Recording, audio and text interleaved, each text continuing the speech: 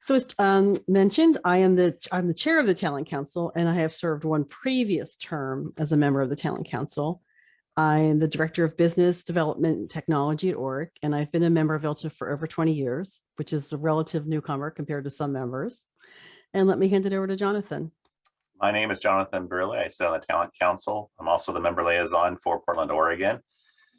And I work as the IT manager for Kel Alderman and Runstein for the last 11 years. I'm excited to join this panel today and talk about what we do when we review candidates for the board.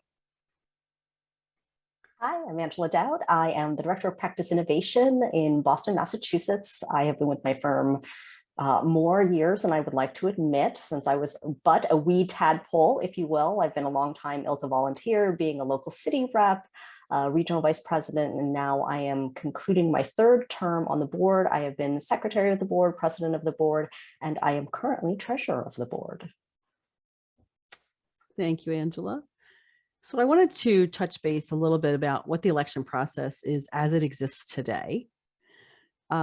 We open nominations early in the election year for a board election year, and our elections are held every other year right now. And individuals who belong to a member entity are eligible to become board members. You can nominate yourself, or you can nominate someone else. If you do nominate someone, that person does have to accept the nomination. Once we've closed the nomination period, our application period opens. And our application is comprehensive. It could take you a few hours to complete. This year's application had 15 questions. Some of the questions were the same as in the last election cycle. Some of the questions were new, some were modified, some were dropped. And this is the phase where we have the most dropouts, if you will. For example, we might have 25 people who either nominated or were nominated by someone else, and we might only end up with 15 or 16 completed applications. We do make sure we go back to everyone that did not complete an application to ensure that it wasn't a mistake. It didn't somehow get lost. But everyone has assured us that no, they decided not to complete the application. We move then on to the clearing of the conflicts. So as the completed applications are received, the board and/or an ILTA senior staff member will clear any conflicts.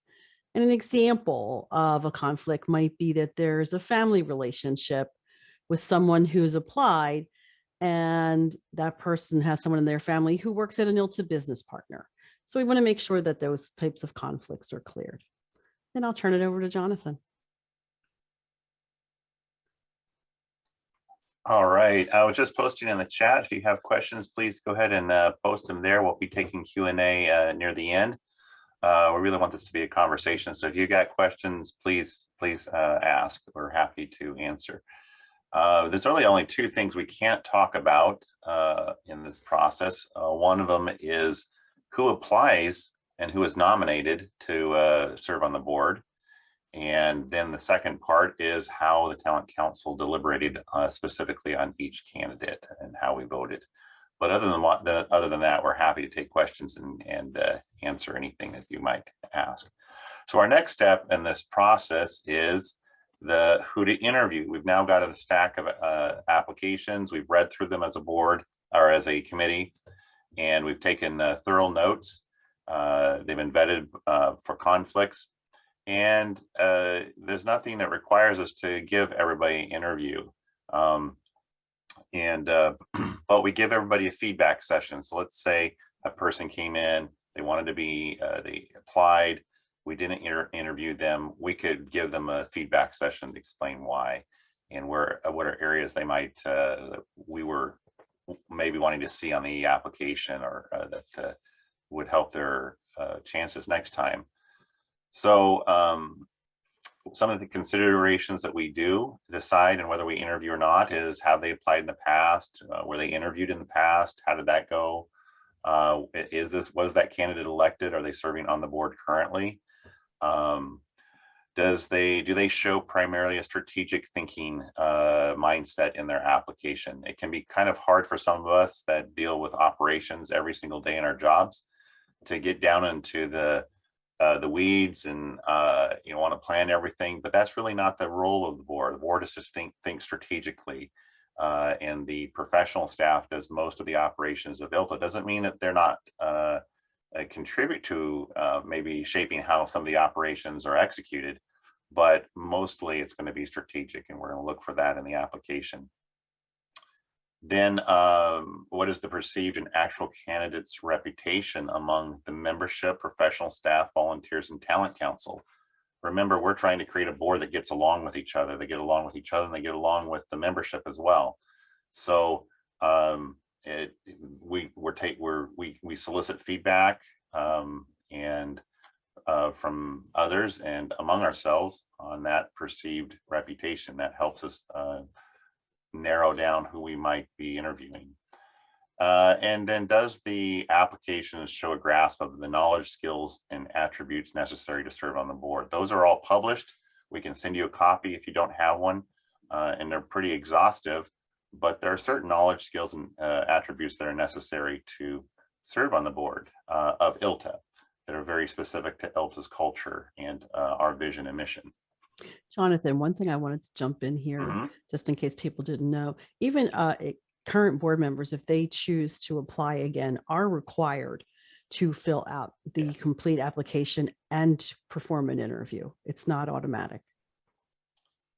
Yeah, we even discussed whether we would limit the answers on certain questions, because sometimes we get very exhaustive applications, and we decided not to do that this last time. So you really could write whatever you wanted to write on every answer. So if you had a 5-page answer on how to improve ILTA or where ILTA needed a change, we would read that. And so we were not limiting anybody, and we were very excited to read those applications. Some great ideas. I think we had great applications all around, whether they ended up on the slate or not. They were great ideas presented in those applications. So now we're at the interview process. We conduct an hour-long interview via Zoom. And in the previous years, it was teleconference, but we all know how to use Zoom and video conferencing now, thanks to COVID. One of the positives out of that. So we do video conferencing. All talent council members will attend the interview unless they are conflicted due to employment or familial relationship with the candidate. And there have been situations in the past where that has been the case, and so they just are not involved in the interview process. They will watch the interview later because they are recorded, and they're all destroyed at the end of the election process. Also, occasionally, while we try really hard to make sure everybody's on the call, there are situations where a talent council member is unable to attend due to work or other obligations. Each talent council member asks multiple questions of the candidate, and each candidate is given the opportunity to ask the talent council questions. So it seemed I've only been through one interview process here, but one of the observations I noticed is that certain talent council members kind of ask the same question of the candidates in each interview. And but we had a very diverse set of questions, so we covered a lot of areas, but it would kind of be known as the Jonathan question or the Tony question or the Pat question. And if they missed it was really easy to identify it. So if they missed an interview, somebody else would jump in and make sure we got that question asked, and so we could have a good comparison of how each candidate was answering questions. And so I think that is and reference checks. I also want to talk about that. The next stage is reference checks. The talent council has not been consistent on this issue over the years. They have at times run reference checks, and at times they have not. And they really have a discussion among themselves about, does it add value to the interview process? And so they may or they may not. And that's kind of where that is, but usually they're professional. We saw volunteers used as references. We saw professional references within their same firm and former firms that they had worked at. So back to you, I think, Pat. Yes. So wanted to discuss a little bit about forming the slate. The Talent Council has discussions how each candidate answered the questions with reference to the following topics, and this is not a complete list. So we look at the business partner community and their responses, supporting and expanding local membership, achieving international growth, reaching the younger generation, strategic planning, corporate members and clock, the needs of small, medium, and large firms and how they may differ, diversity, equity, and inclusion, differentiating between strategic and operational mindsets, the diversification of ILTA's revenue generation, and then the positions that they would like or specifically would not like to fill on the board. So the Talent Council reviews the full package of materials that would be including the application, the interviews, any reference notes we've taken and shared, staff and for board feedback to evaluate each candidate. We consider the personality dynamics of each candidate and how those personalities might mesh or not mesh. This year, the Talent Council took 5 sessions to determine the slate. There was a lot of discussion on what benefits a candidate would bring to the board compared to another candidate, as well as how we thought the candidates would work together. And while some candidates were easier than others to choose, after all the discussions were done, every candidate received a unanimous vote to be added to the slate. We then present that slate to the board. We presented to the board in writing with a brief explanation of why we chose each person recommended and their role that we're recommending them for. And we document the process we used to arrive at our recommendation. A few days after we send the written recommendation to the board, Jonathan and I met with the board to answer any questions they might have. And I'm going to turn it over to Angela to talk about that board discussion about the slate. Thank you so much, Pat. As Pat said, the Talent Council presents the board with first a written presentation with an executive summary, if you will, of not only all of the members of the slate, but also their reasoning behind their selection for particular roles. They also have, again, the written presentation of the process. And then after they present, the board usually asks the Talent Council chairs questions, and they don't tend to be about individuals. So we're not asking, why did you, pick Bob, for example? They don't tend to be those. They are more along the lines of, what went into some of the questions that you ask. So for example, one of the questions that we had this go around had to do with diversity. What did you, how did you sort of elicit this idea of diversity in the candidates, in how they view diversity in ILTA, in our larger legal ecosystem, and really more about sort of their thought process on achieving that team. One of the things that Pat mentioned that I really want to emphasize is that the slate is really about generating the best group of people. So not necessarily the best individuals at certain things, but how is this team going to work together to further ILTA's goals? After that, we usually deliberate in private. So we excuse the chairs and we have a discussion. Should we need more information, we would reach back out to the chairs, or we then vote to accept the slate and move it to membership voting, or we would return it back to the Talent Council. And that's a great question that the board asked of the Talent Council. It is challenging.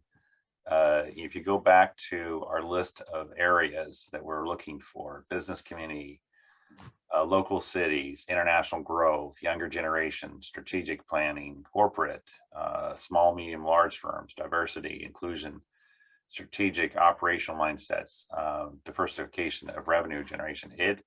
No candidate's going to, we're going to talk about this in a little bit, no candidate's going to have all of those skills or background in them. And so as we discuss putting a slate together, we're really trying to hit as many of those as possible with the best candidates as possible. So it's a challenge, but the board now has the slate. They've now approved it, and once they approve it, it goes to the membership. The professional staff take that slate and do all their magic, and everybody gets a ballot in their inbox, and they can now vote for the slate up or down.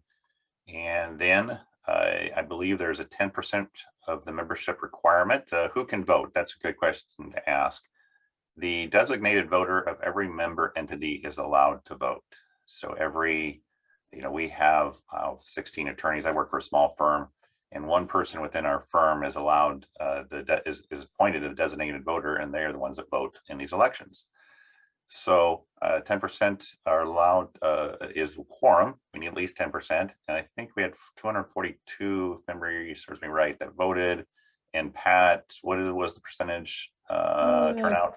21 or 22%, I think. Yeah, 22% of eligible voters did vote. That may seem very low, and we certainly are looking at ways to increase that.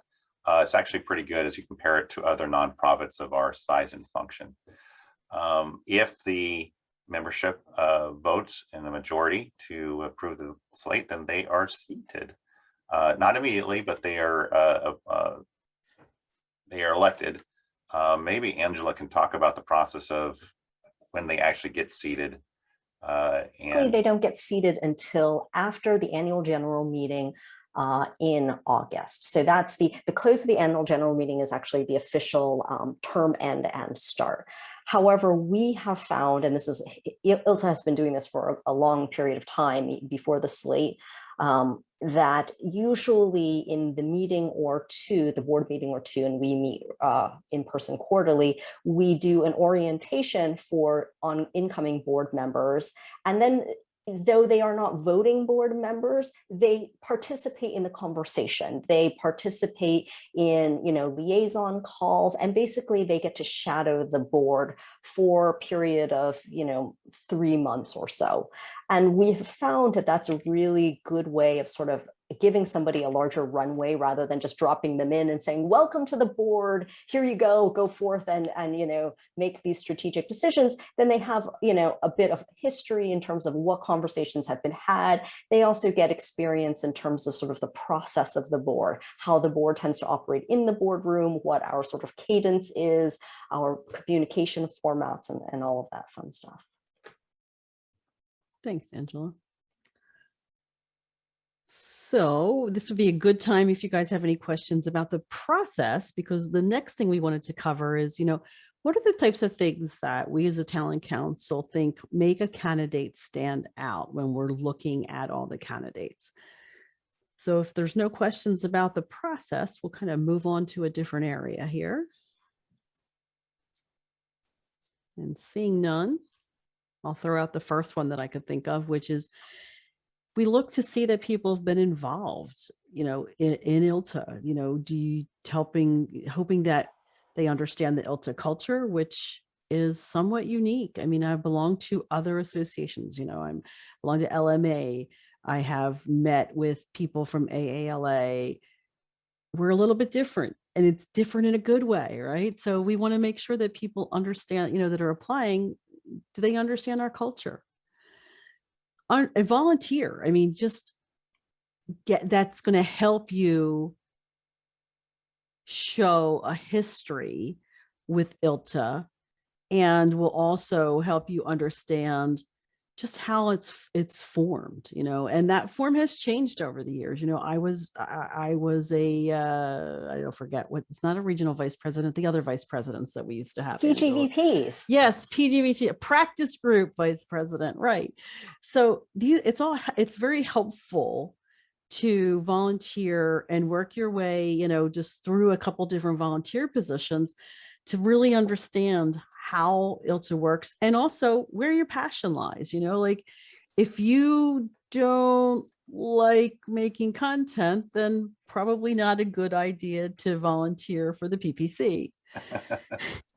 We need speakers, we need writers, join the communities, comment on, you're probably a subject matter expert on something at your firm. Look for the community to join on that subject and then be involved in it. I will also say that volunteering also gives you a better understanding of all of the aspects of ILTA. So, if you have been in conference, but you have never, done anything on a local level, you don't necessarily understand or have a good view of the breadth of ILTA. And so the more places you have an opportunity to experience and volunteer in, I think it gives you a better picture, not only of ILTA, but of the legal ecosystem generally. How do the business partners work with ILTA? Well, if you have really a more limited volunteer experience, you may not know that. And while I'm not saying that it's critical, those are all things that having that broader experience gives you in your candidacy, something that sort of makes you stand out a bit. I want to jump in there real quick. Everything that has just been said is absolutely true, but I don't want to discourage anybody who isn't a volunteer, hasn't done those things, to not step forward. You might have a background or experience that the board needs, and you don't have that insight. Now, it's very important to have that insight into our ILTA culture. But at the end of the day, and the Talent Council discussed this last time, at the end of the day, we all agree that's not going to be an absolute requirement. You have to be a volunteer, or you have to have been a speaker or in the communities or writers. We just recognize that the more you have done that, the more we're familiar with you, the more you're gonna, that we know that you're familiar with ILTA culture to do that. So if we have people that are watching this later or in this meeting today, they're thinking, well, I haven't really done a lot. Well, we just encourage you to do something. But if you have something you believe ILTA can benefit from, go ahead and step forward. We will take a serious look at it. That's very true, Jonathan. And you may have experience, what do you call it, parallel experience that you've either done in your job or other volunteer organizations or with your child's, something, PYAA or whatever. There's a lot of other things that contribute to your experience. So just keep those in mind when you're applying. I think the next thing, and this is a big one, is thinking strategically. For most of us in our day jobs, we're operational, we're tactical. You think about what you do at home and what you do, for your church, or what you do for your children's schools.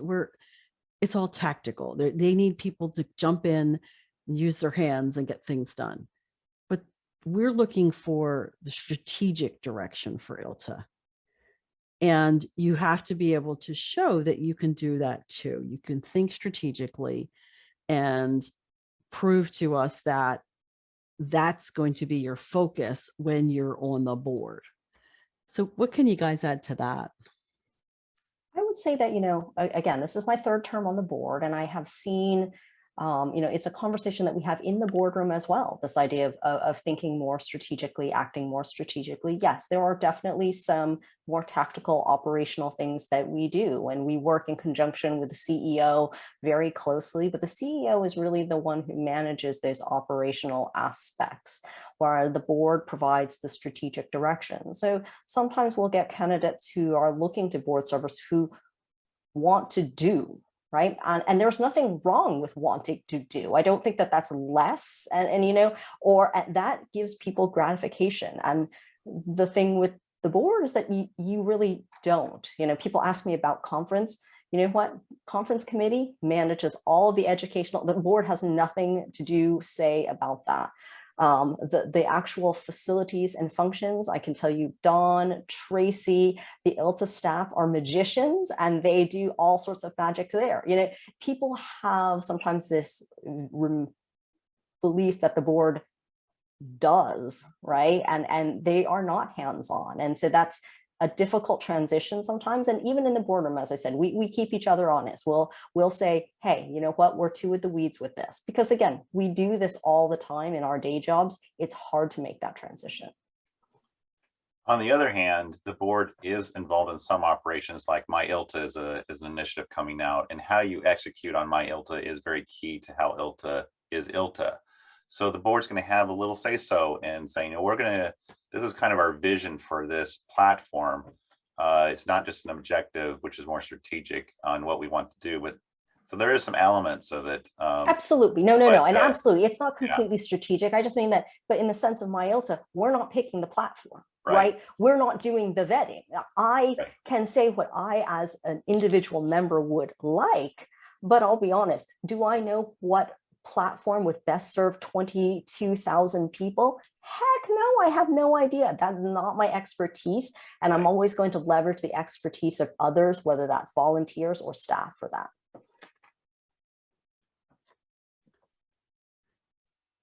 That all makes sense. And then another key piece is what's your vision for ILTA? Mhm. What do you think makes ILTA great? Where could it improve? Because like everything else, there's always, places that we can tweak things.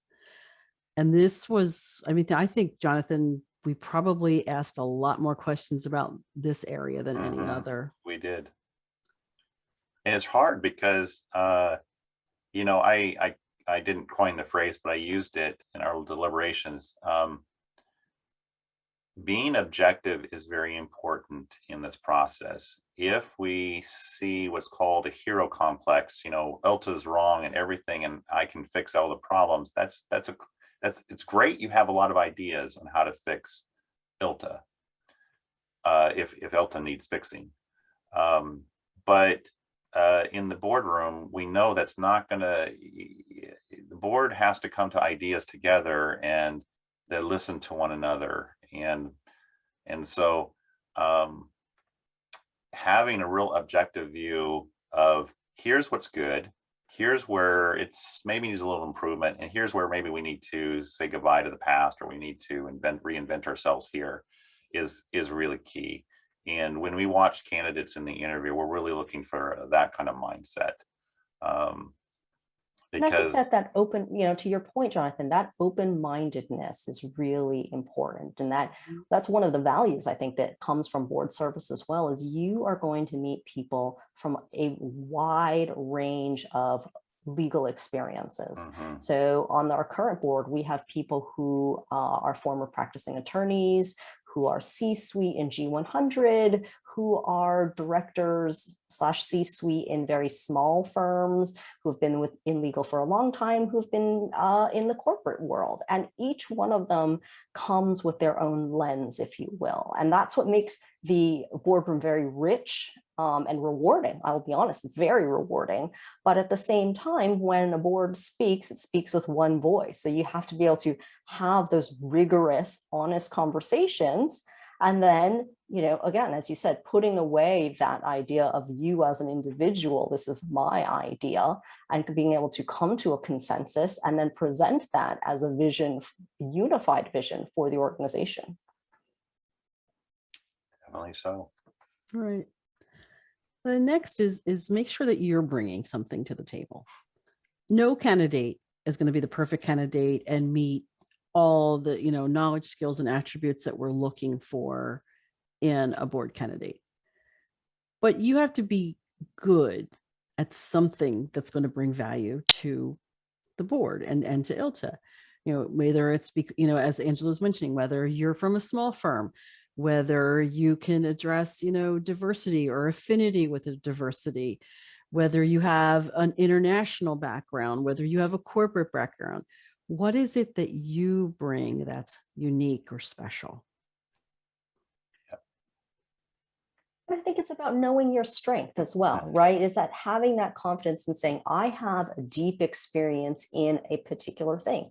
I have a good feel, right? And to understand that this is just part of a broader ecosystem again, but to say, I have a good feel and a good relationship with the business partner community, or with the G100 or the small firm community, that each board member comes in, with something that he or she has a depth in, and to be able to leverage that collectively, I think, is very important in the boardroom. And as the talent council looks at different people and tries to come up with the best team, we've definitely had conversations about, yes, this person is strong here, but this person brings this thing that is special, that really that we believe would elevate the team and elevate the level of the conversation in the boardroom.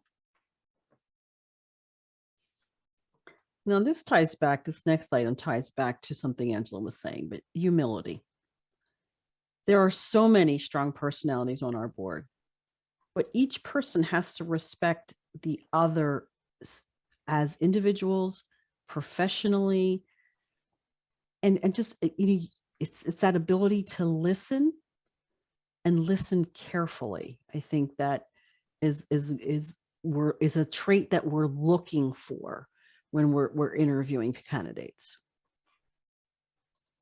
I know, Jonathan, Jonathan, I know you have very strong opinions about this, so I'm hoping Yeah, you can so build on it. important. The soft skills that you bring into the boardroom are almost as important as the hard skills you bring into the boardroom. To think and to relate to one another. If you don't have the respect of your fellow board members and you don't respect the other board members, that it will play a lot into the discussions, and it will hold up discussions where you can get better ideas if you just have respect. You have to have the ability to disagree with one another, because you're not all going to agree, and respect one another and know that you're going to be respected. So humility is such a great quality. I think it's underrated in our culture, but it's such a great quality in the boardroom, because when you have a board that listens to one another, they're going to do great things. Doesn't matter what they do, they're going to do some great things, but they're going to talk it through. They're going to respect one another and then come out united on it. And I will say from my experience in the boardroom, it has always been a respectful and high trust environment. And those are really two things I think that are important, that we listen to each other and that we understand that everybody has a different style. So some people, I'm one of them, I talk a little more. And that's just, my personality and how I do it. But we have members who are quiet, and we know that, some of those people, we need to engage with them and ask them proactively, and that they're comfortable saying, hey, I need some time to think about this a little more. I need some more information. Everybody has their own decision-making process internally, and we all really respect that. At the same time, with humility, I think that, the sort of flip side of that is that you have to have confidence in yourself. And that's very, very important. You're going to be in a room with people who are strong. They're strong personalities. And I don't mean that in the sense that they are pushy or anything like that. But these are people who have usually either some experience on a board level, on the volunteer level. Everybody comes with something, right? And they're going to have, and everybody there is confident. And if you should have confidence, you should be open and listen, but at the same time, be comfortable stating your thoughts, your opinions. What I tend to see with our board members is the passion. They have a passion for ILTA, and they truly want what's best for our organization, and that shows in how they speak and talk with each other.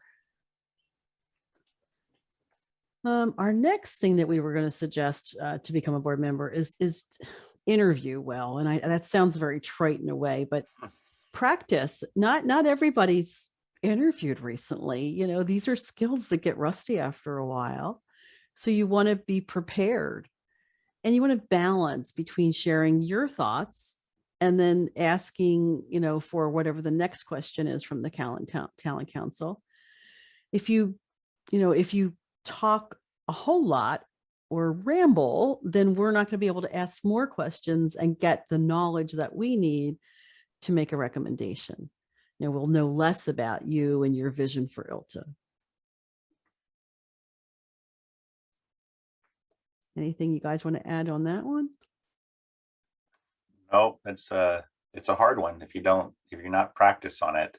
I know there were certain interviews that we did, and I was just writing so fast because they were just throwing so much information out, and we were hitting a lot of topics. It was like, oh, they answered that question, let's add the next question. And then there was other ones where they would give very long answers on certain topics, and so I didn't get to know the candidate as well. So it doesn't mean that in the end of the day we didn't put that person on the board or didn't put this person on the board because of that, but it's harder to get a fuller picture with somebody if we can't get in all the questions that we want to ask.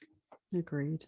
And I will say that, interviewing doesn't have to mean, we're not suggesting you should go and interview for jobs in order to practice this or anything like that, right? No. Interviewing can come from a number of different ways, whether that's if you are in a law firm, how you're interacting with a partner as you're discussing a project, or a manager, a senior leader within your firm, that it's the practice of having those questions and presenting yourself in a confident fashion, in a concise fashion, so occasionally some of us have the bad habit of processing out of our mouths, right?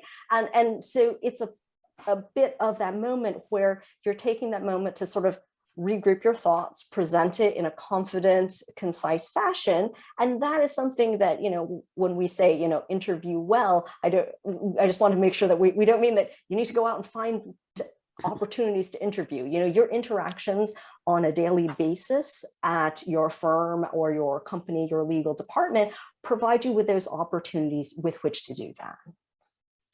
One last thing on that too.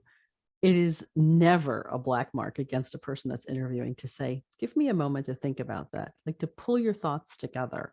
We've had interviews where there's been that one moment, where someone of blank talk, blank silence, and that's okay.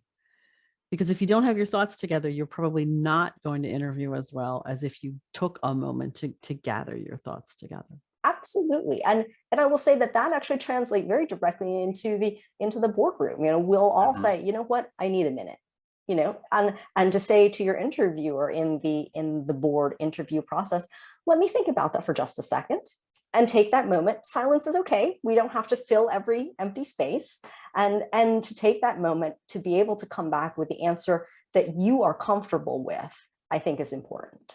Exactly. And then another point is to remember what's in it for you. What does serving on a board, what does that bring to you? And we ask people what they think they're going to get out of serving on the board, because you will. There's a lot of benefits. You get, the networking, the leadership training, upping your game and thinking strategically. But Angela, as a board member for the past 6 years, what else has it brought to you? One of the big things, there is that sense first, obviously, the sense of giving back. This is a community that obviously means a lot to me. It means a lot to everybody on the board, right? No one is there just to add something to their CV.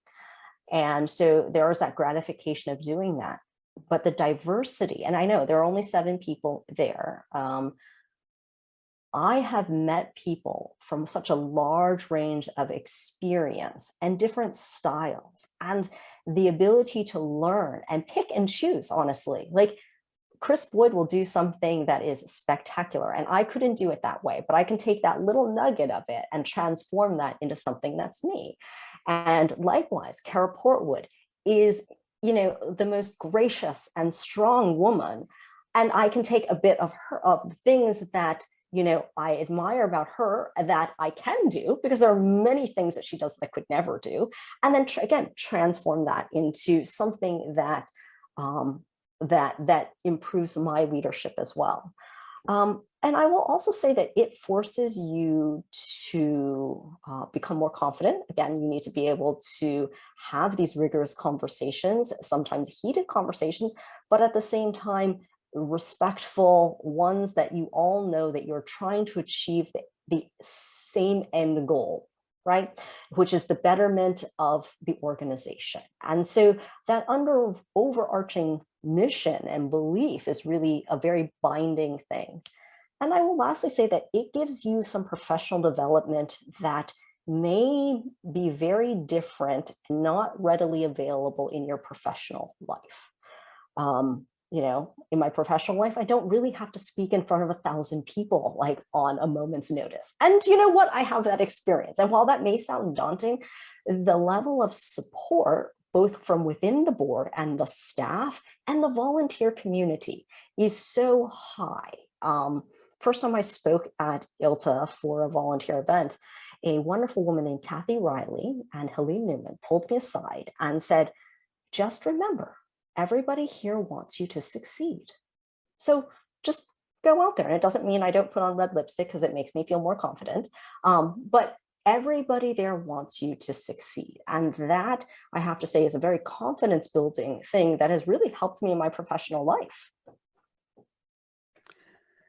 And I think the friendships, I have not served on a board for ILTA, but I have seen people from a board from like 18 years ago. And it seems like you make lifelong friendships when you've served on a board together. So I think that's another one of those untouted benefits. Oh, absolutely. I will say that I still on a daily, weekly basis talk to board members from other, from earlier boards, because when you're having some of these difficult conversations, and it's very true, the same with the talent councils, you have to be very honest and vulnerable. And that degree of openness that you and trust that you have with each other will transcend, just that particular time period. It's good to know. All right. Last, but certainly not least, we need people to apply. We need people to nominate other people. If you know someone that you think would be a good board member next time, tap them on the shoulder. Ask them, have you ever thought about board service?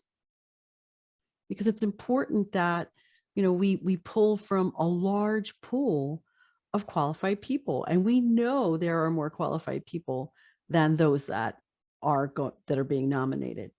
And the application, do not be intimidated by it. We cannot consider someone unless you complete the application. And that's where we've experienced our biggest dropout rate over the past 3 election cycles.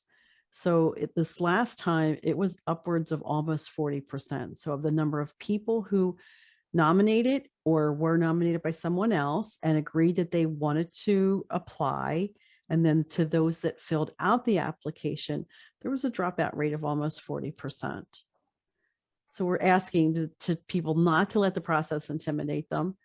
We're all striving towards that same goal. We want a strong board to lead ILTA. And we're actually looking as the Talent Council, what are ways that we can help people be prepared to fill out that extensive application? Because in our minds, it's sort of required. You have to be able to articulate, your vision of ILTA. How do you see us addressing, any concerns that you have about ILTA? So there's a lot of information we're trying to gather from that application. And yes, it can be intimidating if you look at it 15 minutes before it's due, because there is a drop dead date and we have to have one, of course. But I will also say, if you apply and you don't get an interview, or you do get an interview and you don't make it to the slate, try again. I always joke that I will tell you, first time I applied, I got the thank you, but no thank you. And I totally, now looking back upon it, absolutely should have. I was not ready at all, right? But I will tell you that the process of applying, of having to think about those questions, about having to, I became very apparent very quickly where I needed to improve my skill sets, to learn more, to just mine other people for ideas, right? And I mean that in the sense of, okay, it's one thing to say, I want to be on the board. It's one thing to say, this is, I want to think strategically. It's a very different thing to demonstrate that. And so I think, for me, it was a great learning experience, because then I reached out to former board members and I said, okay, tell me about the board experience. Tell me about the board room. What are the kind of things you talk about? I can Google the word strategic versus operational, but what does that mean in the context of ILTA? And I was really able to then have 2 years later, a much better interview, a much better application, because, I had gone through that process. So I would definitely say, not only to apply and to go through the process, even if you don't think you are fully baked, right? That you think, maybe we could always improve. Everyone could always improve. Apply. And one of the great things about the feedback sessions is this idea that we're going to help point out, here are the areas about that we think that you can grow in the next 2 years, that will then lead you to become a better candidate. That's a Got a good point. question here about what is the ideal path to develop this view of ILTA and become a better prepared to serve on the board. This last point, if we can't interview you unless you apply, is so important. If you have an interest in being on the board, like Angela, that first time she didn't make it, but she learned what she needed to improve on, and then she made it. She's about ready to retire off the board after 3 terms. I'm so old. She's like, I'll have my weekends back or something. But the apply. You may not be the best judge of what the Talent Council is looking for. We're pretty good at looking at an application, spotting what we're looking for, and we're seeing a much larger picture of a lot of applications before us. So we may have in our minds a path forward for you that you're not even thinking of, because we see that you have some skills from your application, or what we've observed of you in your volunteer experience, that we say that we think that might be a good addition to the board at this point, this time around. It becomes a very difficult decision for the Talent Council, because this last time we had 5 deliberation sessions, and it wasn't because we were fighting and arguing over, oh, we got to have our candidate on the board. It was because we had a lot of great candidates, and we were doing a lot of weighing of skills. How do we form all the skills that we're looking for to put on the board? And I honestly was not sure where it was going to go until probably that 5th session, because it took time to discuss everybody seriously and how we were going to form that. So apply. Now, to answer the other question that was also posted, do we have a recruitment program? Do we tap people on the shoulder? Those are things that the Talent Council is talking about. I know that there were a lot of people that did tap people on the shoulder and do that. But in the end, they have to fill out the application and they have to accept the nomination. So for some people, it just wasn't the right time to, we were maybe disappointed that they didn't put an application in, but it wasn't the right time for them. We are discussing ways within the Talent Council, and I can't speak to any of that now, but we are discussing ways that how can we improve this process so that people do kind of have more visibility of a path forward, how to improve their skills and such going forward. But we had an hour-long conversation about this as a Talent Council yesterday. We're going to continue to that in 2 weeks, and hopefully sometime later this year we'll have a better plan to talk about. I will say, also to that question, that there is no ideal path.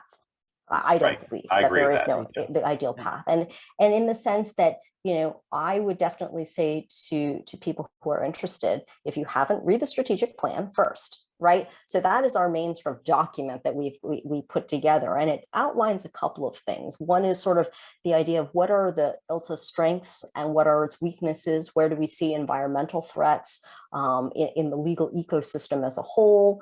How do we see the legal ecosystem as a whole changing? And then how do we need to change to meet that?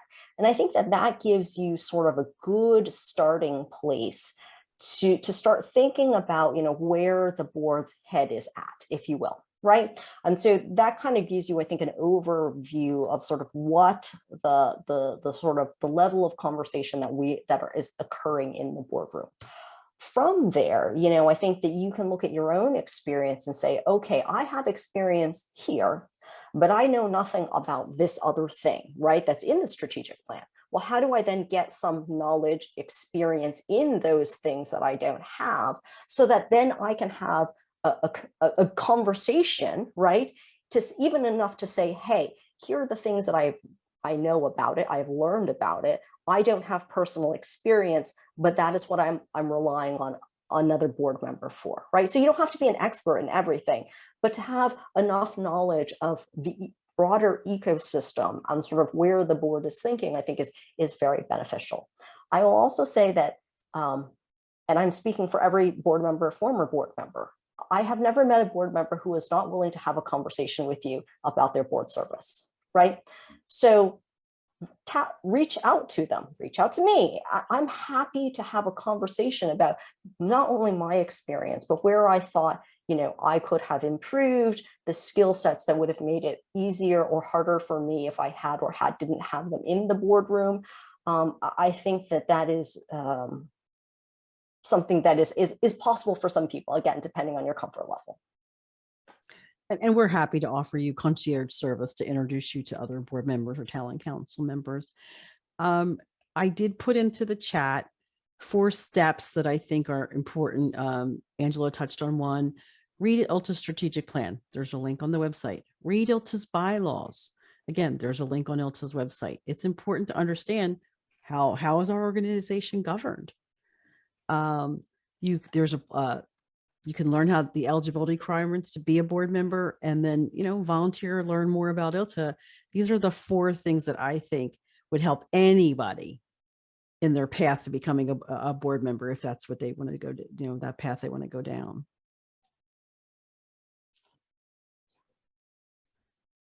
Any other questions? I'm trying to look through while we're talking, and sometimes I've been looking. I think we hit them, the questions that were in here. If not, please go ahead and ask, or I think this is open mic, so I think you can unmute yourself. And I'm looking at the names that are in this session. I'm thinking, if you have an interest for board service, you know, reach out. Reach out. We'll love to talk to you. All right, did we? I think you're right. I don't think we missed any questions. Well, as we get to close, I just want to say it's been a real honor to serve on the Talent Council and to serve with Pat and Angela and all the other members of the Talent Council. It's really been a great group of professionals to talk about ILTA's future. It's an honor to be entrusted with this by the membership to help make this decision. And I just want to say thank you for the opportunity it has been to serve here. Thank you, Jonathan. All right. And I'm seeing it says one more comment, but I am not finding it. So, okay. Maybe Right. I've tossed some stuff into the chat that gives you an about ILTA, Okay. the bylaw section on just board of directors qualifications. And right now I've just placed in the strategic plan if anyone would like to take a look at that, because as you know, all of these things kind of fit together. Okay. You know, and I did have one question. One of the things I heard over the course of this last hour was about the amount of time it takes to submit the application. What is the time commitment once somebody is seated on the board? What kind of time commitment would they be looking at for that? So right now we do quarterly meetings. Back in the day, they were in person. Hopefully someday in the near future, they will be in person. But basically quarterly for a weekend, and it usually goes Friday evening into Saturday early evening Eastern time. We meet, and then most of the other work gets divided up into subcommittees. We do a lot of work in sort of Slack, if you will, offline.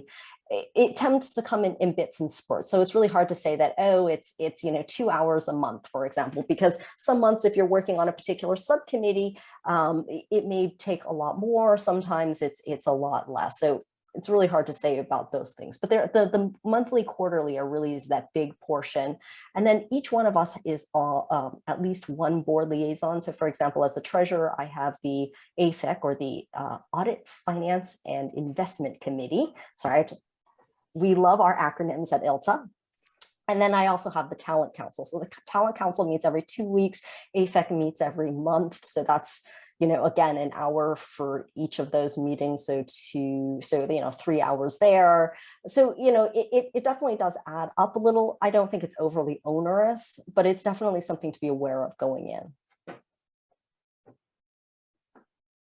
What would you, go ahead. No, go ahead, Beth Ann. All right. Well, one of the questions we had when we were coming into this is seeing, as the staff side, we obviously work with board members as board liaisons. I work with Ginevra, so does Tracy on our GEITF. who work with Joy on our Women Who Lead, and a bunch of other kind of places.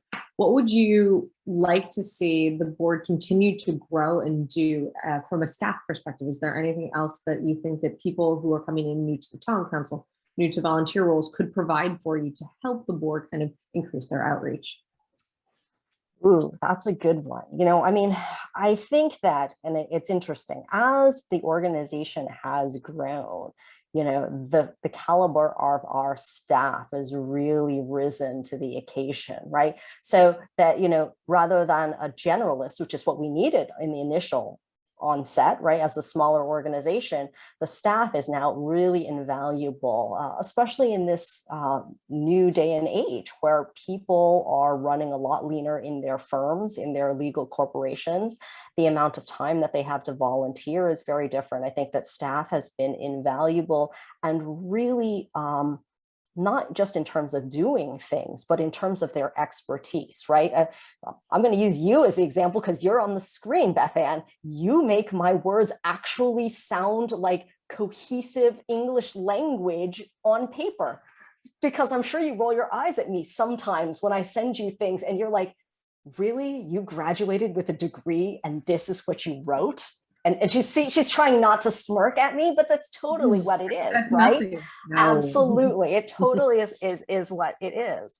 I think that, our outreach is going to be, we are going to improve our outreach as we start thinking about broader membership. And I mean broader, not necessarily in terms of just roles, right? But like that the people in our legal ecosystem are now broader in what they've experienced and who they are in their age. I think for me, one of the great concerns is that we are a maturing organization in terms of our membership. And that's really important to still be vital and still be connected as the demographic changes. So I know you had one more before I go back to my next one. I have a lot of questions. That was good. All right.